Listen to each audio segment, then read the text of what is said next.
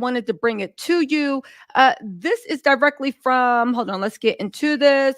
This is directly from, hold on, y'all. Let me turn this down. This is directly from the Paperclip Party on Instagram. They have the documents, they have the receipts proving, according to them, that Diddy is a federal agent. Now, I know what y'all saying. You're about to roll your eyes and be like, Tisa, come on. They've been saying Diddy is the Antichrist. Can we have a little proof? Well, what made me pay attention to this is the Paperclip Party actually dropped receipts. Y'all ready for this? Let's get into this because you know I got a little PowerPoint presentation to show y'all. Also, we're going to revisit the statements made by Diddy's lawyers about the federal raid. And don't forget, around this time, as I showed you guys the evidence, don't forget around this time last week, or when the raid happened, Diddy, one of the things that struck me as odd is the way Diddy was affronted at the fact of the raid coming. The fact that they said that that raid happened in secret. The fact that the feds actually said, which I thought was a little odd, that they said, guess what? Nobody even knew that that raid was on Diddy's house. They were afraid of it, quote unquote, leaking. So they didn't even tell the federal officers whose houses they were ready. They were just literally gearing up like they were in Starship Troopers. Y'all remember that? Oh, it's an old movie. Starship Troopers just gearing up, right, to fight the giant praying mantis. Starship Troopers, if you don't know, was a giant propaganda for the military. Back then, nobody knew that the military was actually paying for product placement in Transformers and Starship Troopers and all these movies because they wanted to glamorize the military, the army, the Marines, to encourage poor people or people that thought they could get a military career, right? Either or, right? You either need the check or you want the glory, to enroll in the military by making it look super, super glamorous. This around the time I think they got hit with the military, got hit with a federal lawsuit. Well, yeah, I think it was a class action lawsuit saying that they were trying to, by having, remember in high schools, I don't remember, it wasn't in mine, but they said in high schools, the same way you have a guidance counselor, everybody had guidance counselors. Right next to it would be a military guidance counselor, which if you didn't want to go to college, they could literally be in school as a funnel recruiting people, making it be like, oh my God, what do you want to be? You want to be the captain? You want to be a software engineer? You want to be great. You know what? Just sign up right here and we'll make that happen. They were basically selling dreams to people in high school without their parents around, getting them all hype, having them sell their lives away. And at worst, they were stuck as low-level privates. They never even got to do what they signed up for.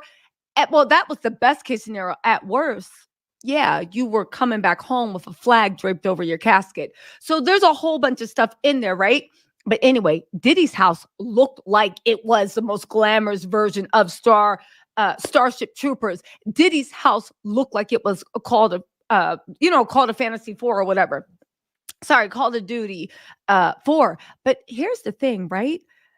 When that happened, I thought it was weird when I was like, I know Diddy's high profile. I get that. But even the people that were raiding, just saying Maxwell's house, that were raiding Harvey Weinstein's offices, the feds that raided iHeartRadio, when DJ Ponzi raided his office space, right? They still told the agents when they were raiding, right? They told the agents when they were raiding who they were raiding, what the address was, and like, all right, come on, let's lock in, let's go low, go, right? They was literally shining up their little laser pointers. Want to make sure that bad boy nice and red, just boom, boom, boom, boom, getting those shots in like the Holy Ghost. Isn't that what they say to snipers? It's like the Holy Ghost, boom, boom, boom, boom, boom, right? You got the Holy Ghost shot. So anyway, right? And I thought it was weird. I was like, why would this be Diddy? And why does he get this special treatment? See, Misa is like on there. We're going to talk about that in a different live. Crashing out, defending this man, not knowing you should be pointing the finger at the man that got him involved in this. But at the end of the day, why is this kind of like not special treatment, but it's not business as usual? Why would you need to? Now, keep in mind, all the people that conduct raids, all the people that work for Homeland Security, they are basically sworn to secrecy. There's a reason why raids don't get out, because those people that conduct it, they already know the drill. The fact that you thought there needed to be an extra level of security because you somehow thought it would leak, I remember thinking, were you afraid they were going to tell their coworkers? Like, what? They already keep secrecy. But now it makes sense. If what can be believed from the paperclip party, what they're saying is true, it all makes sense. All right. The reason they were doing all this is because Diddy might have connections to the feds. And roll it back, because remember when people said that, I'm about to get into the evidence in a second. Let me just cook, right? Because I got to get this out before I forget it. Remember when Diddy was like, this is a travesty, this is a setup, or witch hunt, I've been targeted. Maybe that's why he was so offended, because at the end of the day, he knew what he was talking about. He knew them boys was coming for him. He knew it was a setup, not in the way that he's innocent, but in a setup. When they decided you got too big for your britches, when they decide you need to be taken down, when they decide this wasn't part of the deal, or when they decide that you are no longer needed and you are no longer useful, that you have been compromised. And guess what? We can just take you out to the wash.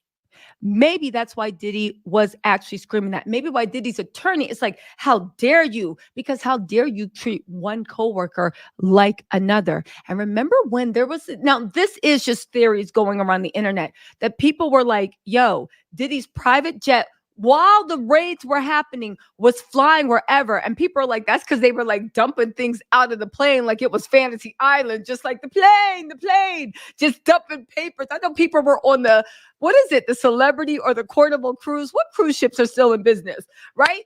They were on the deck, hey, dancing. You know how they always have like dance-offs on cruises, right? They always have. No, I've never been on the cruise, but I've seen the YouTube videos. They're like, hey, that's that bay is, hey. That's that phase. They were having a dance off, and everybody was just being wallpapered with like Diddy's documents or tapes falling out the sky, right? On a Carnival cruise, right? Somebody's grandma was picking up some pictures, some stills that Diddy had taken with Polaroid cameras. Talking about, baby, what is this? What are they doing to that woman? But anyway, right?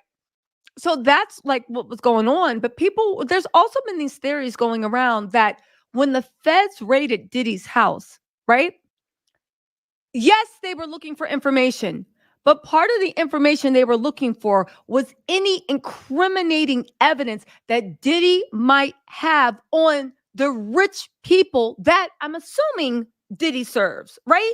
When you look at Diddy's like history with his businesses, with this and that, he's had Ron Burkle. We all know Ron Burkle was super cool with Bill Clinton and Jeffrey Epelator. As a matter of fact, they used to roll hard. But you know what? That little holy trifecta, you know what the weird thing was? And this should make you side-eye Bill Clinton, because him, Jeffrey Epelator, Ron Burkle, Diddy's billionaire sugar daddy, who has been the money behind all Diddy's investments, from Sean John to Revolt TV to all that stuff, right? That's where how Diddy really made that jump. He got a sugar daddy, baby. It's not just IG models. She got a sugar daddy. How do you think this worked? Please, you don't just make the jump into that stuff. But anyway, and he threw Diddy's coming out party. Those were Diddy's words, not mine. Okay. But Ron Burkle, Bill Clinton, and Jeffrey Epelator used to be like the three amigos. But oddly enough, they were making a trip out, and they flew private, right? A trip out to Africa to help the poor people there, right? Right? Help the people there. And whatever Ron Burkle saw, and they had been rolling hard. At that time, Ron Burkle was under investigation because he was involved in a whole bunch of stuff. Even his airplane, he had a private jet. Maybe this is where Diddy got his information. The private jet was named, President's Air Force One. The Secret Service, not the Secret Service, but the FBI dubbed it Air FUC blank one, because basically they would have debauchery flying orgies everywhere, right? Anyway, they were rolling hard, and Ron Burkle was down with that stuff. I actually think that's what gave Diddy the taste for freak-offs. I think Diddy was on the menu for these billionaire freak-offs, and then when he got his own little money, he decided to have his own little smorgasbord, turn his private plane into the Golden Corral. You know what I'm saying? So anyway, back to Ron Burkle, and then I'll get back to Diddy, and then we'll talk about this information, because you guys need to know this backstory so this makes sense. Ron Burkle, Bill Clinton, and Jeffrey Epperlater went to Africa for a humanitarian mission. Anyway, let me find out they went to Oprah school. Baby, this video gonna be even longer. But to make a long story longer, whatever Ron Burkle witnessed, saw, took part in, freaked him out so much that a billionaire who only flies private and had gone over there with Bill Clinton and Jeffrey Epperlater, he was so shocked and appalled that he jumped on the first commercial flight, sitting coach that he could get back, a billionaire sitting coach, the first commercial flight he could get back to bring him back to the U.S. And after that, he never hung out with Jeffrey Epstein ever again. He said that guy was weird. But you know who stayed? Bill Clinton. Look it up. It's fact. Bill Clinton. All right. But let's get back into the speculation. Anyway, right? So Diddy, getting back to those raids, the conspiracy thing that's been going around is the fact that when they raided Diddy's place, they didn't just raid Diddy's place because they were just looking for evidence. They also wanted to retrieve evidence that would in any way Diddy could be using to, right, blackmail anybody, either below him, but more importantly, above him. Because remember how people have been saying that Diddy, the reason why they were so interested in getting film and tape and all this stuff is because Diddy used that as compartment. How do you say the Russian thing for compromise? But it's material that can compromise you. Compartat. How do you say it? Y'all know what I'm talking about, right? I can't think of the word. Anyway, I think I heard it in an old thing. Hold on really quick, you guys. Really quick. Just really quick. I got to get this. 1 second.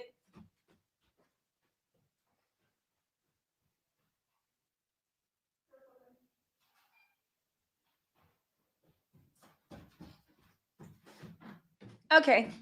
Sorry, I'm back. My takeout just arrived, so let me get through this really quickly. Sorry, guys. So anyway, let's get into this and this whole thing with what's going on with Diddy right now, okay? Paperwork Party says, according to court documents, Sean Combs was working as an informant for FBI Special Agent Mark J. Parody out of the New York FBI field office. This FBI, hold on really quick, you guys. Ugh.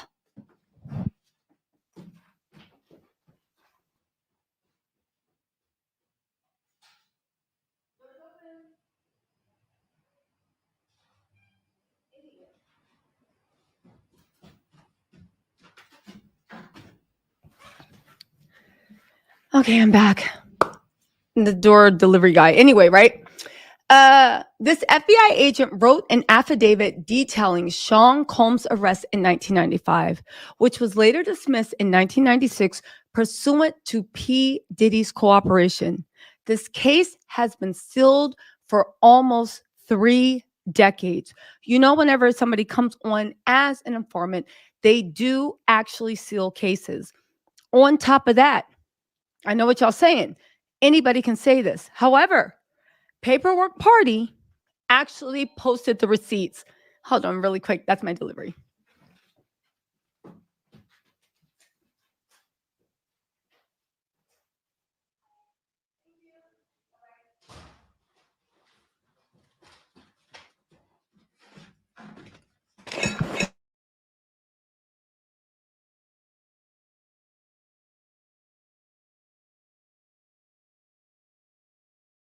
Let me hurry this up so I can eat. And there we go.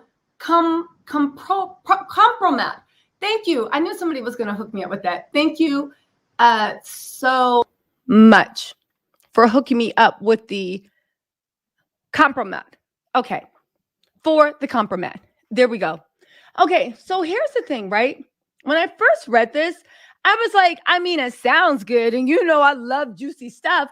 But I was like, I think we're going to need a little bit more information. Well, they did not disappoint. Okay.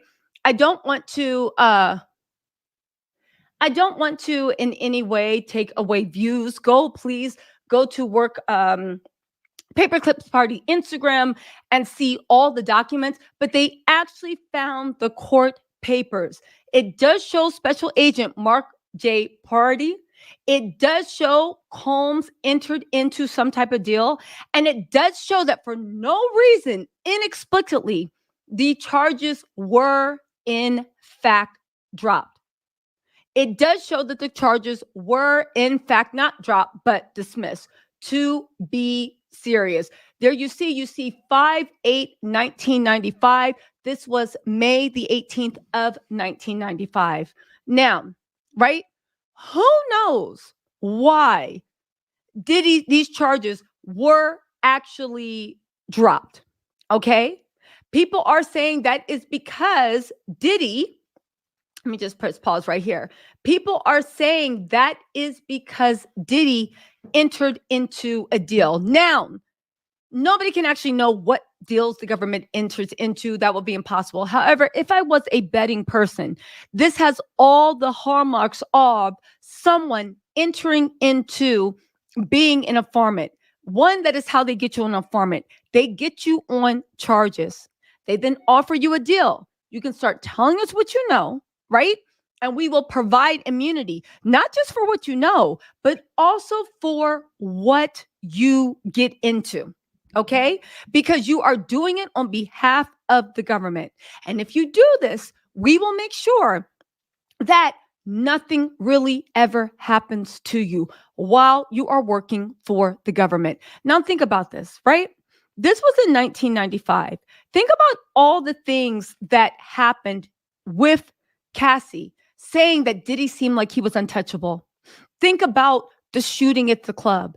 But not even that. Think about him beating Steve Stout with a champagne bottle and a phone.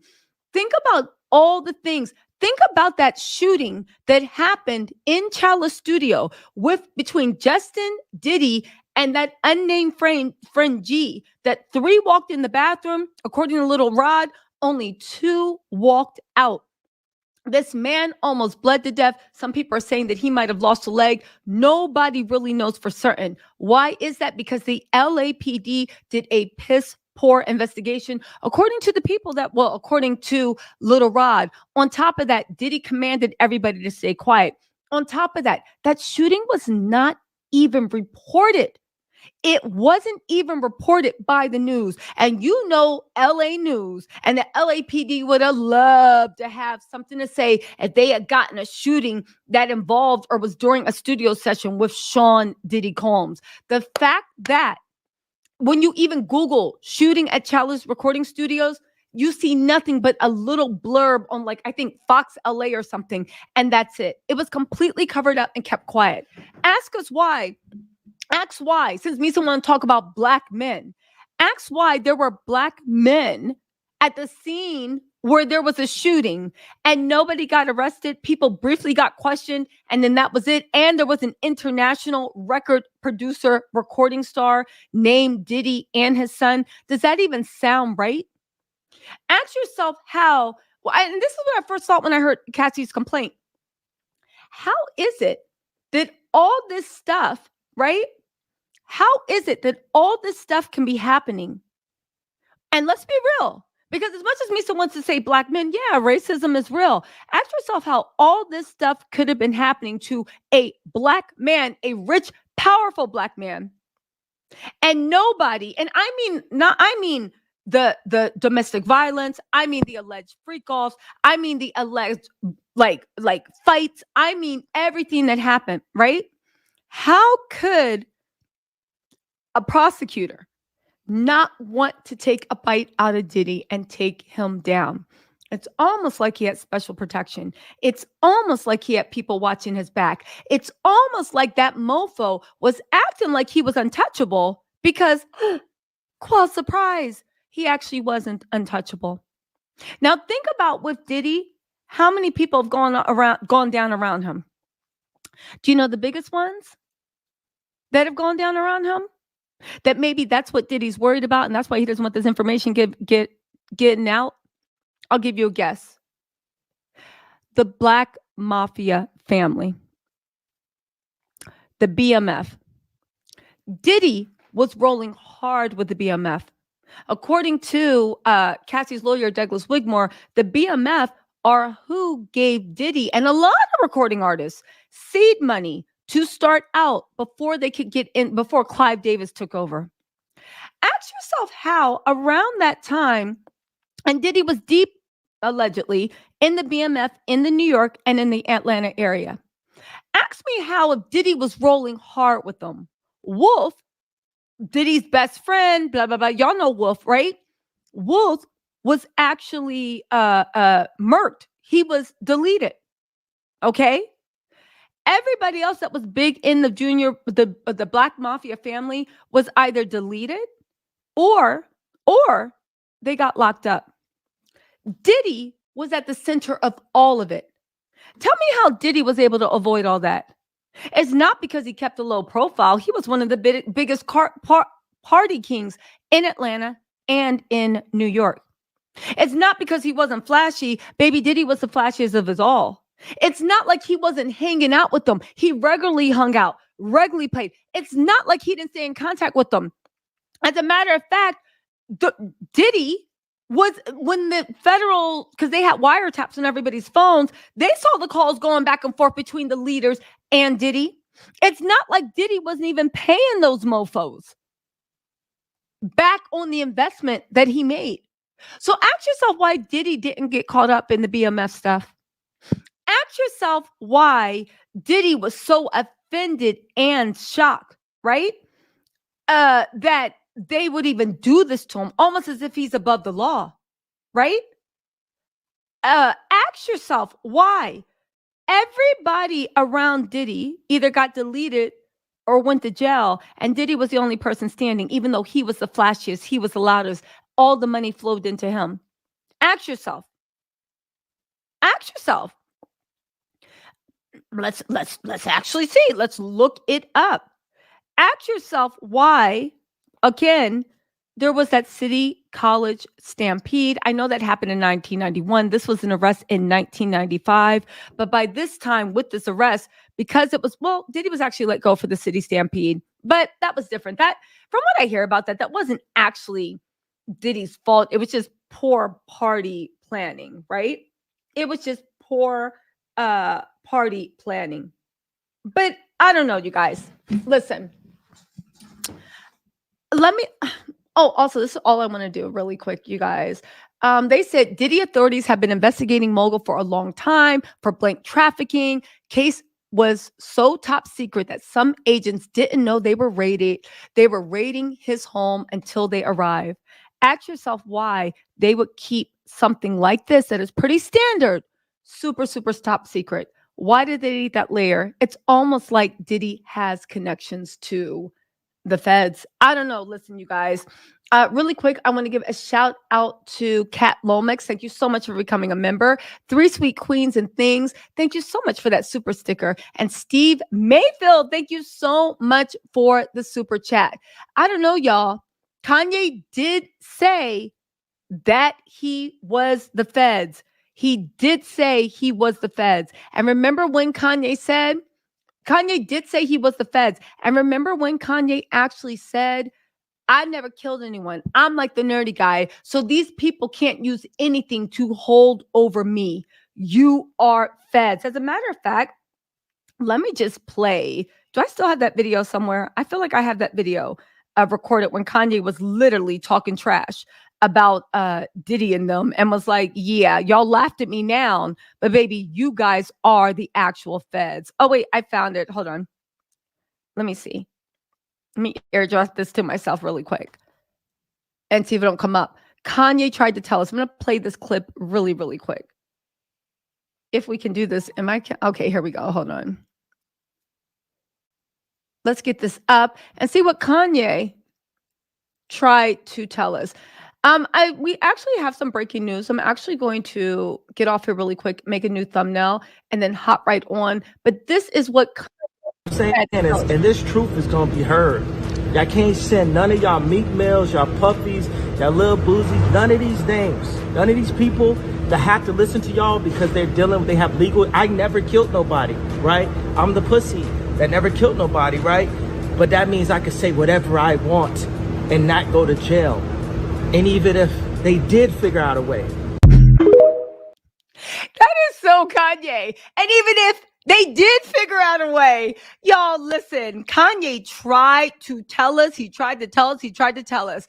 Anyway, you guys, no lie. There's been some breaking news just come in. I got to get out of here. I'm going to go live in 5 minutes because, baby, apparently Cassie said that she's cooperating. Y'all, let me just make a new thumbnail. This takeout is going to have to wait.